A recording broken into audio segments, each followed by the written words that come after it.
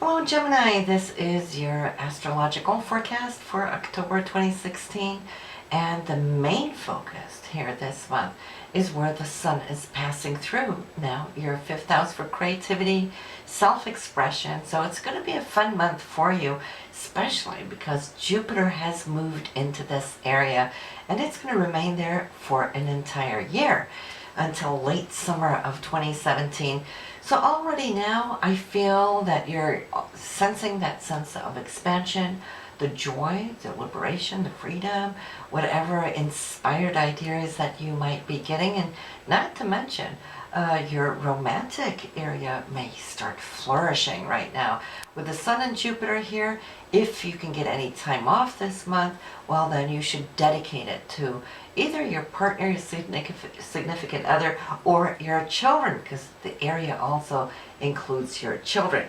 But any kind of creative projects right now you could have success with, okay? So that success will be expanding and growing, not just now in October, but until that of summer next year. So we're going to have a lot of months ahead of us where we're going to be addressing this very issue for you, Gemini. So pay attention and follow along. Now this month too, we have Venus in the sign of Scorpio at least until the 18th. And that allows us all to actually dig in a little bit deeper to those more passionate feelings, emotions that we have.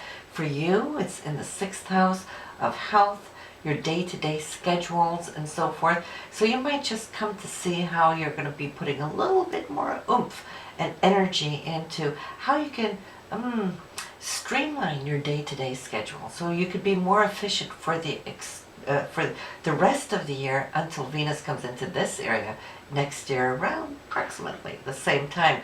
So we get this extra little push from Venus whenever she does come around, and of course it has to do with what we eat, what we take into our body, what nourishes us.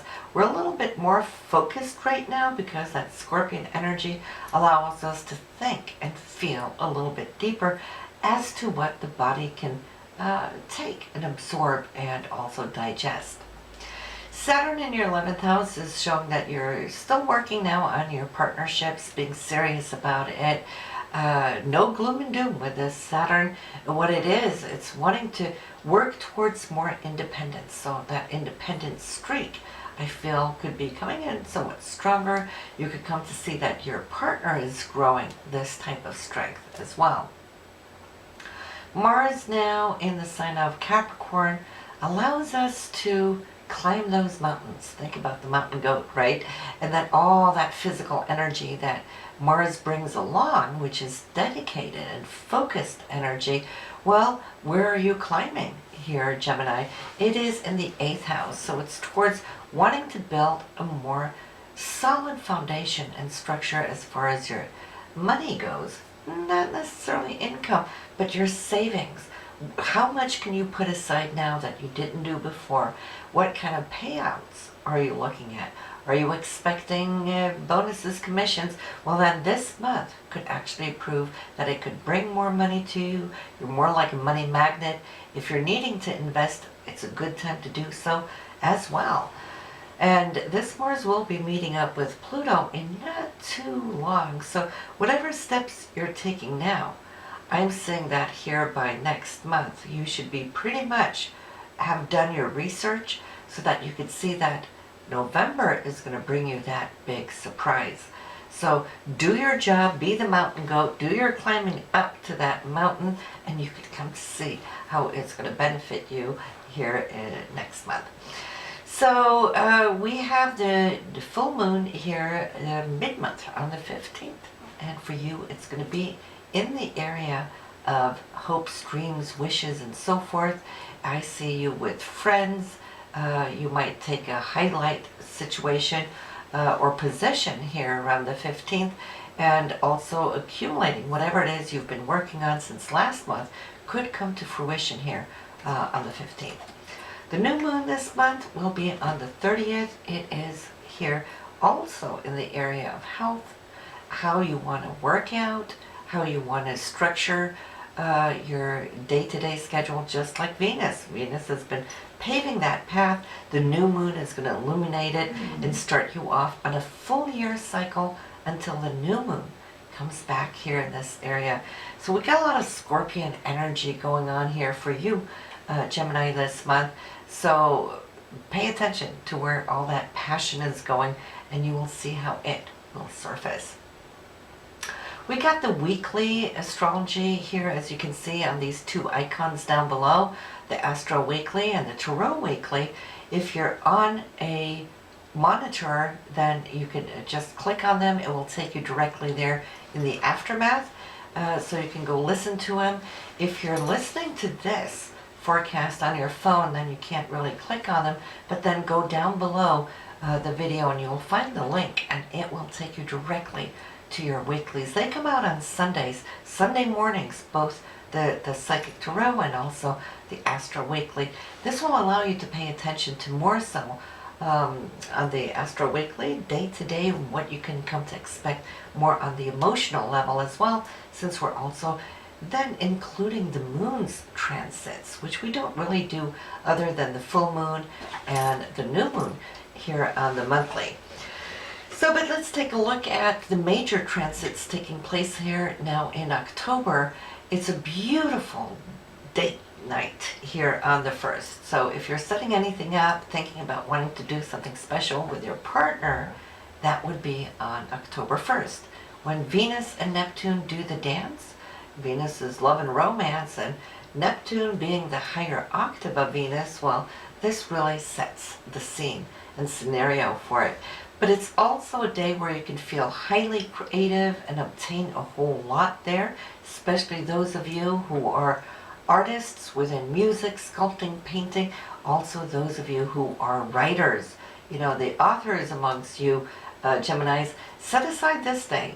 You know, if you're not going to have a date with your beloved, have a date with writing your manuscript. On the 5th, we have a little bit of split feelings going on here. I sense that you're going to be securing something, okay? You're giving roots to a decision that you're making. However, though, there is a little bit of decision or negotiation energy going on at the same time. And this has to do with Mars and Jupiter. So Mars wants a certain specific, and then Jupiter is kind of like over here, and they're butting heads a little bit. So don't be too quick to jump into any conclusions or make any swift decisions on the 5th, but do know that look long term, not short term. Mars may be antsy and want a short term quick fix. Jupiter wants that too. They're both kind of like, yay, let's go. But then Saturn is going to be your sounding stone and saying, okay, the quick fix may work for now, but how will that work down the road? So look in the long term and you will find a better sounded agreement.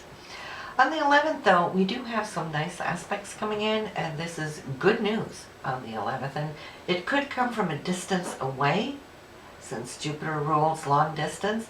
So there could be a phone call, could be a message, email, text, or whatnot, but somehow it also is initiating a new start for whatever it may be for you individually. And of course, we're looking here at a general read. And but the 11th, not only is it good news from Jupiter, but see, Mars and Neptune also are doing the dance. That's action. According to the dreams that you're holding, Neptune is very visual, it's very spiritual.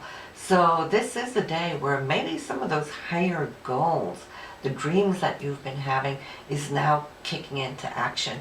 And I know, Gemini, you've been working here this last month where things could have been a little delayed in September due to the retrograde and whatnot, but delays sometimes work for the higher good. Now, you could come to see what that higher good just might be here in October. That Mars of yours is coming from the 8th house, and Neptune there is in your 10th house. So I'm feeling that some of this good news might just be sparked at a creative project at work, okay? Because we do want to add in that Jupiter, Mercury as well. So it could be either a project that you're going to initiate or something being offered to you, but the offer should be good. A little careful here on the 15th when the Sun and Uranus is opposing each other, and it's because the Sun, being you, is here in consciousness, and then opposing it is Uranus, which can make swift actions and directions, and so our consciousness is kind of split in two areas, and that's when we stump our toe on a chair or walk into the siding of the doorway, those kind of accidents. We've all had them. That's one of these days, so just pay a little extra attention, of course, here, and it's a swift moving aspect, so it's not going to linger. But on the 25th, we might just head up towards a small disappointment. This is Venus and Neptune. They're squaring. So say you have a date set up with somebody special, it might get canceled for whatever reason, or there could be some hopes and dreams and expectations for this day that might just fall. But already on the 26th, the following day, damage control is jumping in, where Venus not now only square to Neptune, but Jupiter is coming in to save the day, and it might just work out for you even better than if you had the 25th to go. So don't worry about it. This happens every once in a while. We just have to learn how to roll with it. So a great day there on the 26th. Good news here. I feel it's a day, if you're going to be out and about purchasing anything big, like a larger purchase, you might get a great deal at a great price. Venus here now is in Sagittarius for you, so it's in the 7th house, and this Jupiter in the 5th house. So I'm thinking too, it could be a gift between you and your partner, you know, vice versa, or that you're out and about purchasing something together, which could also be beautiful. But time spent together today is great, regardless.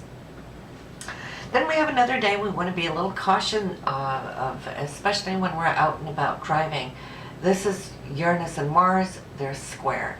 And what it is a lot of tension, built up tension that just comes to a blow.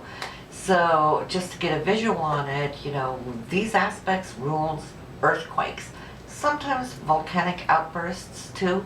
That's more the Mars-Pluto, but this is more like friction release, okay? So we can see that in our appliances, and we all have those times where maybe your software on the computer won't work, or something blows up, maybe your microwave, that kind of thing, okay? Mechanical parts is Mars, right? And then Uranus is technical parts.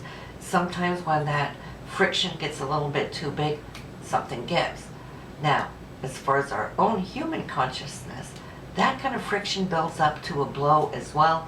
You can come to see that people might be a little short-tempered, a little snappy. You might even feel a little snappy, you know, so we're all affected by this. But this too shan't last for too long. You could probably feel the buildup already on the 27th, that sense of agitation, that things aren't really coming together right.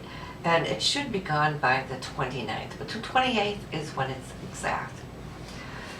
So we're coming up close to the end of the month here, Gemini, and Saturn and Venus, they're conjunct on the 29th. And that is money matters, or affirming itself, coming in.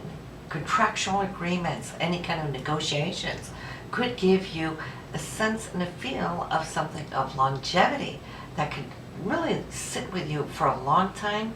You could get a declaration of love from your significant other, which really holds a certain depth to it.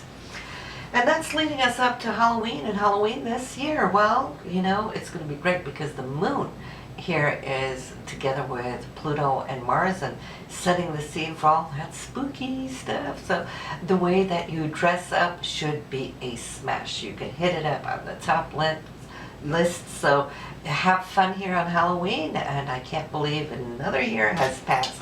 So listen, guys, have a splendid October.